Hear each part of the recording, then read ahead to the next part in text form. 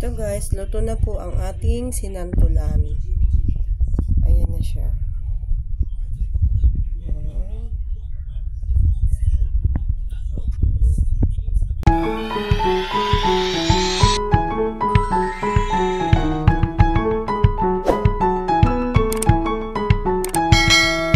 Nagawa po tayo ng sinantulan guys. Ayan, binabalatan na niya. Tapos mamaya, gigilingin na lang. Wow naman! Ito po, isa oh. Takot sa camera. Napakatakot nito sa camera. Over!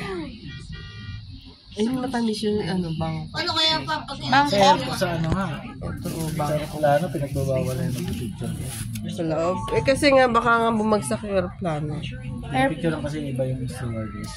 May plane Stewardess? Eh, magaganda kasi stewardess eh. Sabi ng Ang laki yun. Bangkok yan. Thailand yan. mag-ano ka picture kapag nasa ano ha? Aeroplano. Bawal nga daw. Yan. Bawal. Ito maliit, no? Bakit ba? Alis binigyan tayo. Grabe. Tara. Okay tayo.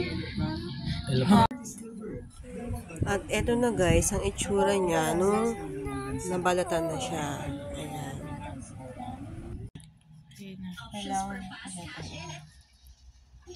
Sabi nga din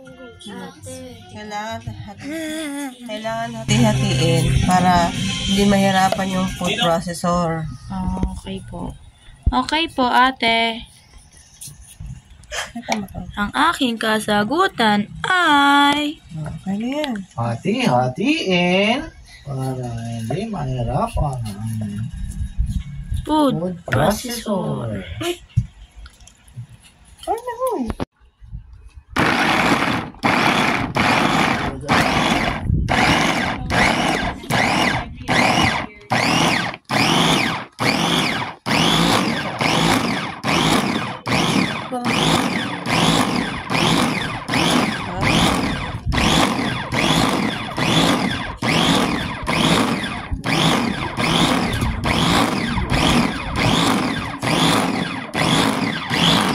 Alis dyan, baby.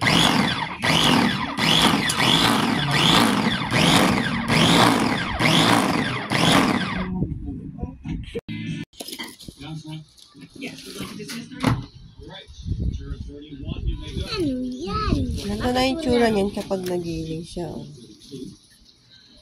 Ano yung parang karne din? Ano pa? Parang karne. giniling. Papakita itong osin na ng pangit.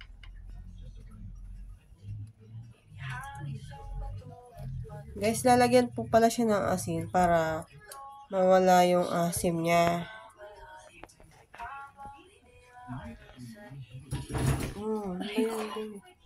Mali. Kala ko ilalagay siya sa tubig. Bukas pa, pagbabanlawan na. Ngayon, bababara muna natin siya ng asin, guys. Para bukas, babanlawan na, pipigain bukas sa tubig.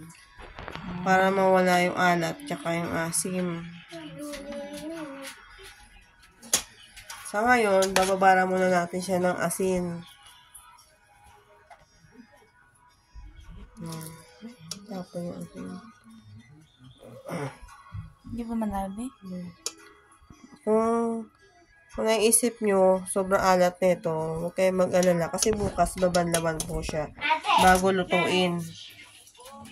Hindi tayo to. Takin mo to. Ate. Hindi tayo to. Ate. Gawin yun. Bawal. Pang grade 1 mo yan.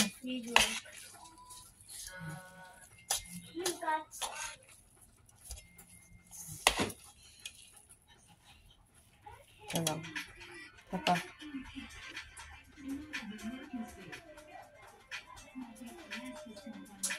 Baka magkakasakit tayo sa bato. Hindi guys. Kasi, babanlawan pa to, no? Ba't kayo magkakasakit sa bato? Bago yung siya lutuin, pipigain muna siya sa tubig. Pigang-piga. Para mawala yung alat, tsaka yung asim. Yan. Bukas na yan. Okay na to. Ito pala guys, ito yung binuro ko kagabi. Nilagyan ko siya ng asin. Medyo madali. Tapos, yung iba, ilalagay namin dito sa container para itatabi namin kasi medyo madami siya. Yung kalahati niyan, ilalagay namin dito. Tapos, masusunod na araw, magluluto uli ako. Ayan. Wala guys, kasi sobrang dami niya. Diba? Pag naluto, lagay ko muna dito yung iba. Ito guys, pipigain natin siya para mawala yung asin. Pati yung alat. Pati alat. Ito.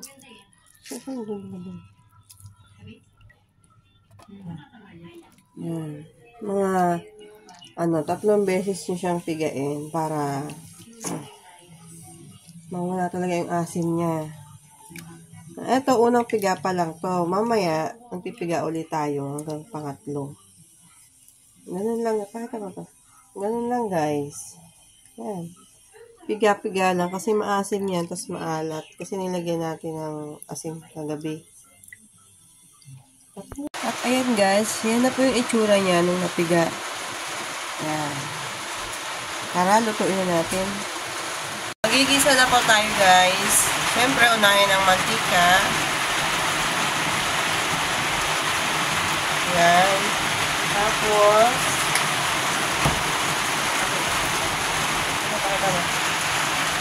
ito po yung luya. Pinino po siya.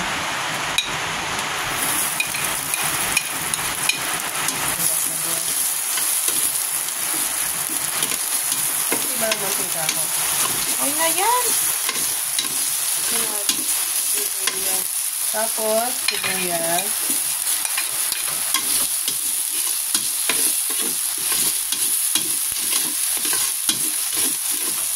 Pinong-pinulong luya, no?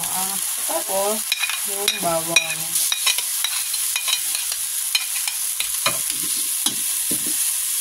Itas mo muna. Grabe na itlogan. Go. Sunod, isunod po natin ang giniling.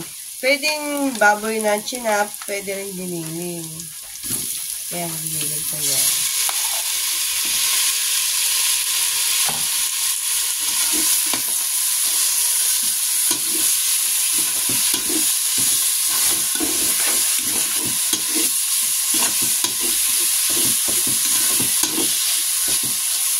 Tapos, lang ikat mo. Lalahukan po natin ang paminta para lumagdag yung lasa ng paminta dyan. Magkalasa. Nilaglag na plastic. Saan? Ay, karton. Karton. Init.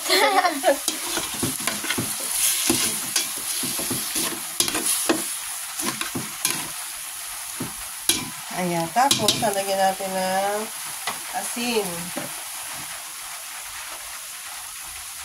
Lalagyan po natin ng asin, pandagdag sa lasa. At saka, Magic. At saka magic sarap. Ito ba?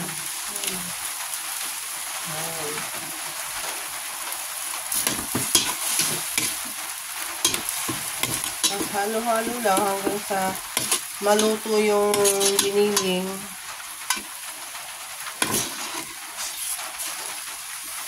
Yung upo, ano ba na? Ito po. Okay na. Pwede na isunod yung alamang.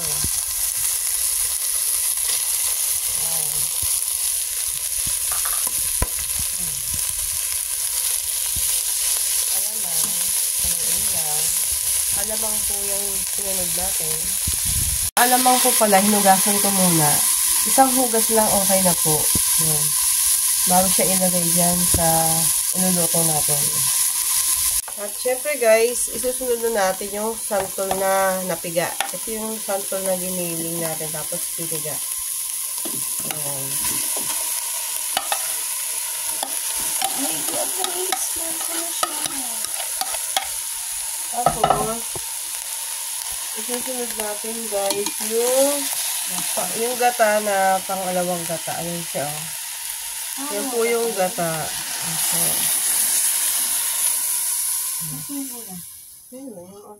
Okay. Yan, haluin lang. Tapos, hintayin lang natin siyang kumulo.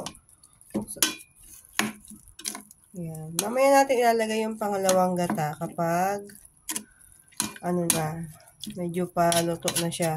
Konti ng gata. Yan. Dinagdagan ko po yung pangalawang gata.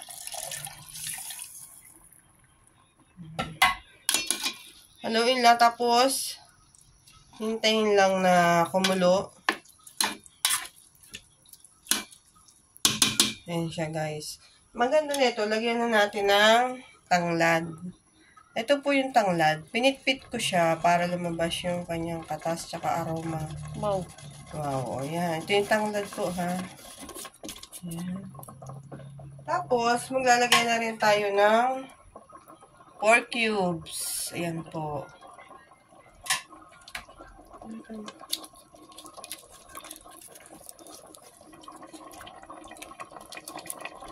Sheesh. Isa lang yan.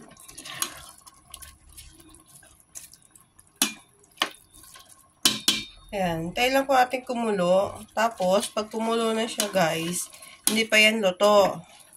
Sisip-sipin niya pa kasi yung gata. Saka natin lalagay yung pangalawang, yung gata na unang gata pala. Ayan, guys. Pag nakita yung tuyo na siya, parang patuyo na, pwede nyo nang idagdag yung unang gata. Ayan yung unang gata niya.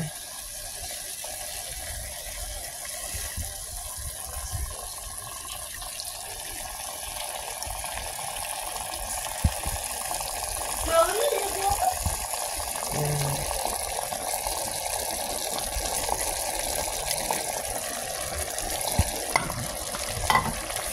Tapos haluin nyo lang.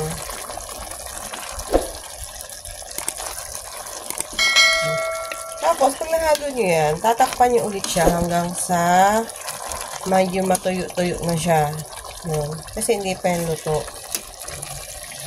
Tapos, pwede nyo na timplahan ayon sa lasa nyo. Ako, maglalagay po ako ng konting asukal para medyo may konting tamis. Ayan, guys, nilagyan ko po siya ng asukal para may tamis siya ng kaunti. Kasi sa inyo naman po kung gusto nyo lagyan ng asukal. Ayan po. Tapos nilagyan ko na rin po siya ng paminta, asin, nor cube, mga pampalasa. Tapos ayan, haluin lang, tapos mamaya takpan na ulit hanggang sa matuyo siya.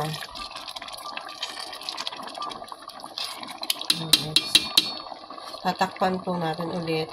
Hintayin lang na matuyo.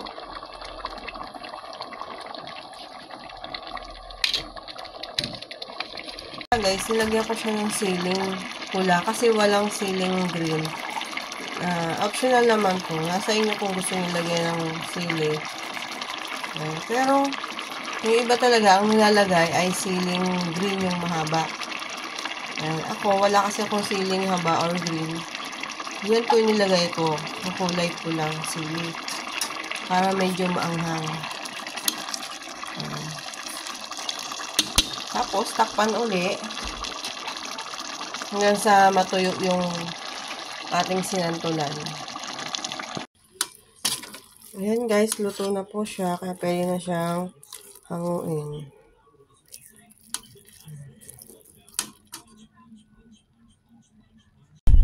Ito, guys, luto na po ang ating sinantulan. Ayan na siya.